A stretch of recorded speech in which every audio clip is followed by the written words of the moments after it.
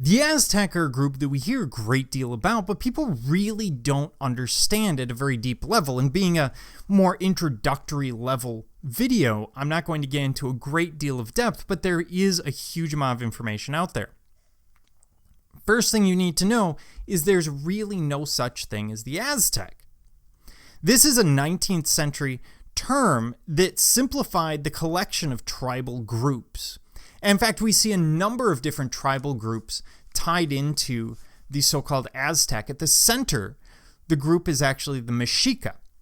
And then we have other groups, the Otomi, the Zapotec, the Mixtec, the Chichimec, etc. Other groups that will be tied in. So this is not as clean cut as one would think. These are people who speak Nahuatl, or the Nahua language family. Nahua is Nahua.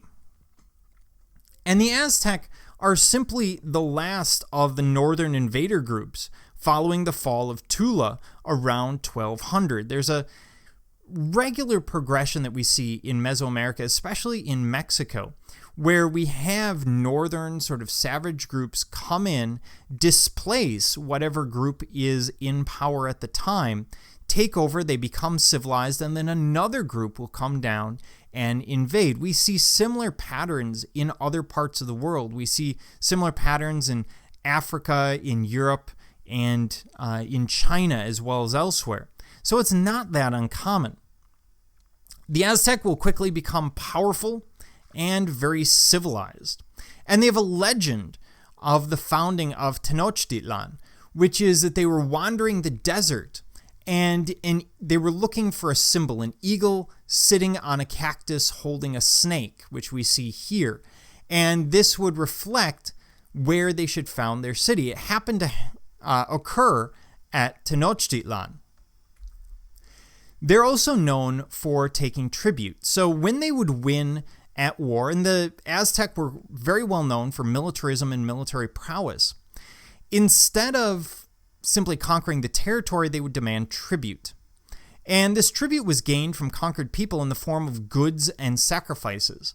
In this case, this tribute book tells us, for example, that the group involved had to give them so many jaguar skins and so many baskets, so many quetzal feathers, etc. There are certain items that each group had to provide, each conquered territory had to provide in the form of basically a tax. The Aztec also followed a god by the name of Huitzilopochtli, or the hummingbird god of war, something I never understood until I watched two hummingbirds fight over a hummingbird feeder my neighbor had, and they were actually drawing blood on each other. They're vicious little creatures, you wouldn't know it. Now, they will also practice human sacrifice and bloodletting. And this is, again, very common in Mesoamerica. It is part of their worldview. They're not sitting there going, you know what would be great to do today? Let's sacrifice someone. That guy looks like a good sacrifice. No, these are usually prisoners of war who are brought in through Flower War, which we kind of dealt with in Teotihuacan. And this is necessary in their worldview. But the cruelty that the Aztec will show to many of the groups that they will conquer is the reason why 300 Spaniards are able to conquer Mexico, because they are able to get about 250,000 indigenous allies to follow them. These are people who are willing to rise up against the Aztec, and they see the Spanish as their best bet towards doing that. Now, everyone kind of has the same outcome, which is, well, pandemic, but at the time, it does give us a sense that the Aztec were, well, not well liked.